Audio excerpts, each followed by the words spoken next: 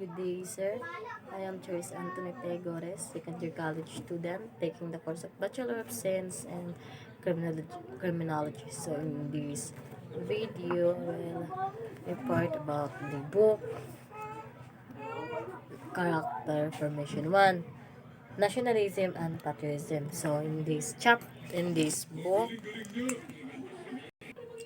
the topic that I choose from the book Character Formation 1, Nationalism and Patriotism is the Chapter 2, Nationalism and Patriotism. In this chapter includes the learning objectives about basic concept of nationalism and patriotism, types of nationalism, patriotism, difference between patriotism and nationalism. So, first, the the basic concept of nationalism. Let me define first what is nationalism. So, nationalism is an ideology and movement by promoting the interest of a particular nation, in particular with the aim of acquiring and maintaining the nation's sovereignty over its country of origin. Should a nationalism claims that each nation should regulate itself free from outside intervention, that a nation is a natural and ideal political basis, and that the nation is the only legitimate source of political authority. So in nationalism, they are acquiring the aim of maintaining the nation's sovereignty over its country. It is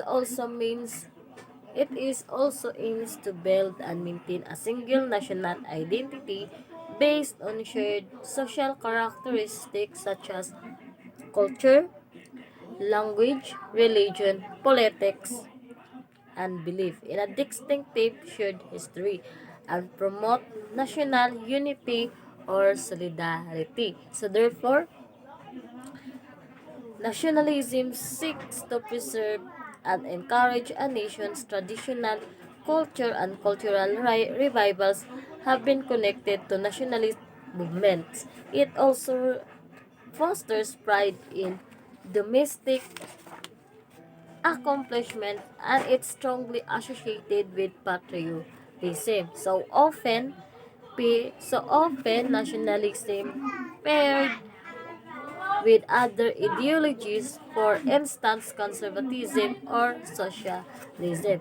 So, types of nationalism. There are 14 types of nationalism. And first is the ethnic nationalism. So, or what we are called about ethno-nationalism. The country is described from prior generations in terms of ethnicity and descent. So from the word ethnicity, affiliation, and descent is the own ancestors. It also involves the concept of shared culture among group members and generally a shared language. The nation membership is hereditary. The state derives political legitimacy from its status as the ethnic group's homeland and from its obligation to safeguard the partially domestic group and as a group to promote its family and social life. In contrast to Western opinions of a country defined by its geographic theory by Anthony D. Smith, it utilized the word ethnic nationalism for non-Western notions of nationalism. So the word ethno-nationalism, it is usually used only in relation to nationalists who support an explicit ideology along these lines. The more generic word is ethnic nationalism, and it's used by nationalists who hold such views in an informal, instinctive, or an systematic manner. So, pejorative type of both ethno-centric nationalism. So, pejorative, it is negative connotation. It is negative connotation, and Ethnocentric nationalism, it is the idea that groups better than or tribal nationalism, although tribal nationalism may have a non-pejorative significance when debating African, Native American, or other nationalism that publicly claims a tribal identity. So here in Philippines, the famous ethnic nationalism or the famous tribe in our country is the Ita, Igorot, and Ifugao. So, second is the civic nationalism or the civil nationalism. So, the states derives from political legitimacy from its citizens' active involvement and the extent to which it reflects the will of the individual. Civic nationalism lies within the traditions of rationalism and liberalism, but it's contrasted with ethnic nationalism as type of nationalism. Civic nation membership is regarded to be voluntary. The growth of representative democracy in nations such as the United States and France was affected by civil national values. State nationalism often coupled with ethnic nationalism. It is a version of civic nationalism. So which means that the country is a community of those who contribute to the state's maintenance and strength, and that there is the person to contribute to that objective. So in supposed to be a community of those who contribute to the state's maintenance and strength, and where the persons expressly in the society to contribute to the objective. So this often results in fascism, generally characterized by authoritarianism and nationalism. Fascism is a political ideology. Three is the expansionist nationalism. So, expansionist, it is a way of organizing society, very harsh control or authority. So, expansionist, the a radical form of imperialism. So, imperialism meaning it's powerful country that includes independent patriotic feelings with a faith in expansionism. Generally, through military aggression, the word was coined in the late 19th century as European powers indulged in the scramble for Africa in the name of domestic glory. But what most closely is linked with militarist governments in the 20th century. Nations are not believed to be equivalent to the right to self-determination. Some countries are believed to possess features or qualities that make them superior to others. So therefore, expansionist nationalism argues the right of the state to expand its boundaries at the cost of its neighbors. So fourth is the romantic nationalism, otherwise known as organic nationalism and identity nationalism. It is the form of ethnic nationalism in which the state derives political legitimacy as a result and expression of the nation's natural. It is based on the presence of a historical ethnic culture that meets the romantic ideal. It expresses also the values and opposes the rationalism of enlightenment. A historical ethnic culture that meets the romantic ideals was emphasized by romantic nationalism. Folklore evolved as a romantic nationalist notion. Fifth, cultural nationalism. So, it is described by shared culture, not solely civic or ethnic, but in the Chinese nationalism. It is an instance of cultural nationalism, partially due to China's many national minorities. Membership in the nation is neither completely voluntary nor hereditary. However, a traditional culture can be more readily integrated into the lives of any person, particularly if the person can obtain his or her abilities at an early point of his or her own life. So, cultural nationalism has been defined as a variety of non-civil or ethnic nationalism. nationalism. 6. Third world nationalism. Nationalist feelings are the outcome of opposition to colonial rule to survive and maintain a domestic identity. 7 is the liberal nationalism. It is a kind of nationalism lately defended by political philosophers who think that an xenophobic form of nationalism compatible with liberal values of liberty, tolerance, equality, and individual rights can exist. It is asserted that in order to lead meaningful, independent life, people need a national identity, and those liberal democracies need domestic identity to work correctly. Liberal nationalists also often defend the importance of domestic identity by stating that people need a domestic identity to lead meaningful independent life, and that liberal democratic politics need domestic identity to work correctly. So in the le- correctly. So they are often thought to be early liberal nationalists. Then, eight, religious nationalism. So, nationalism connection to a specific religious faith, church, or affiliation. So, it can be seen that a shared religion contributes to a sense of domestic unity and a mutual bond between the nation's people, a connection between a people and a God. Then, this is connection can be divided into two dimensions: religion's politicization and religion's converse effects on politics. In the former aspect, it can be seen that a shared religion in the former aspect, it can be contributes to a sense of domestic unity, a command band between the nation's people, the support of national identity comparable to a shared ethnicity, language, or culture, is another political element of religion. More ideological is the impact of religions on politics, where the present interpretations of religion's concept inspire political activism and action. For instance, legislations are enacted to encourage stricter religious adherence, pan-nationalism, or the higher nationalism.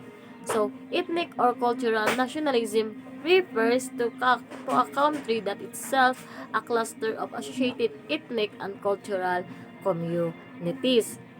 10 is diaspora nationalism. So, it is an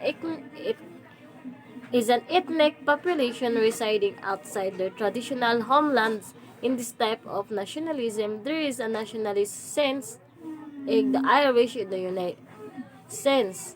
So, 11 is the stateless islands. On national basis, an ethnic or cultural minority within a nation state aims independence. National conservatism, a political term mainly used in Europe to describe a version of conservatism that focuses more on domestic interests than conventional conservatism, while not being unduly nationalist or pursuing a far right agenda. Then, national conservatism 13 is the revolutionary nationalism. So, it is an ideology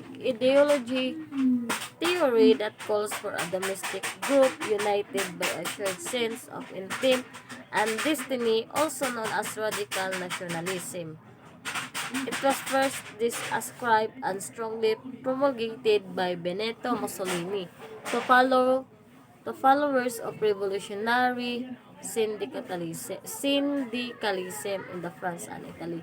At the start of the 20th century, this intellectual synthesis of radical nationalism and dissident society was created. 14 is the left-wing nationalism, or the lefter self-determination, popular sovereignty.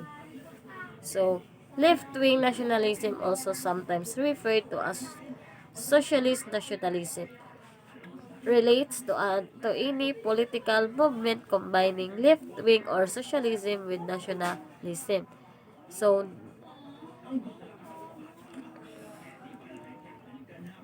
in I mean, political movement combine left-wing or socialism with nationalism then.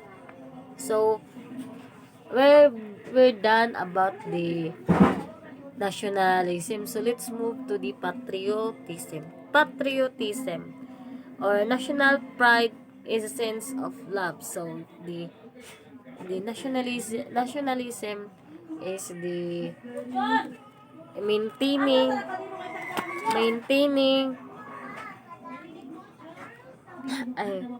acquiring, maintain the nation's sovereignty over its country. Patriotism is the is the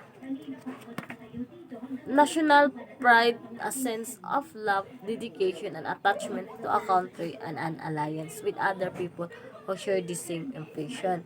So, this with other people who share the same impression, this attachment can be a mixture of many distinct emotions, including ethnic, cultural, political, or historical elements related to one's own country. It is predominant virtue linked to a nation's love with greater emphasis on values and beliefs. One who is patriotic will be willing to offer any sacrifice to his nation. He'll never live alone, egotistically so. For example, for example,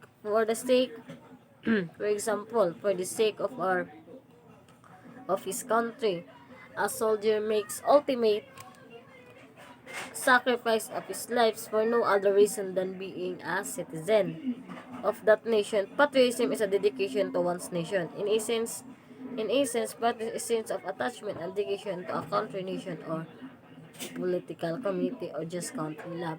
You need to sacrifice yourself for your country. If you are willing, or if you are truly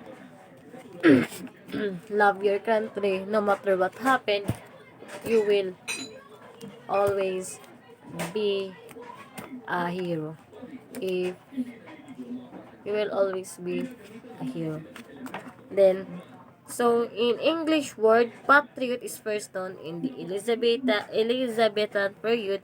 It is origin from Latin in 6th century patriota via Middle French meaning countryman.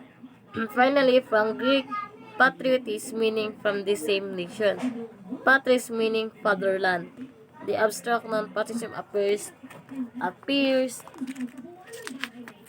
in the early 18th century. By adhering to a national religion, patriotism can be reinforced this the reverse of the church-state separation requested by the Enlightenment intellectuals who saw patriotism and religion as analogs and opposing It is also asserted forces that it is hard to discern the distinction between patriotism and faith, and depends heavily on the attitude of the person who does the label. So, in, in regards of the subject of this video, so patriotism and nationalism were once regarded as synonyms, distinct connotations were shown. While both are people's feelings of affection for their nation, the values on which they are based are very distinct. Patriotism feelings are based on the country's positive values like liberty, justice, and equality. So, the patriot thinks that both their country, state, system, and individuals are really good and working together. So, nationalism acquiring the aims of their sovereignty, while patriotism is the sense of love, faith, and honor.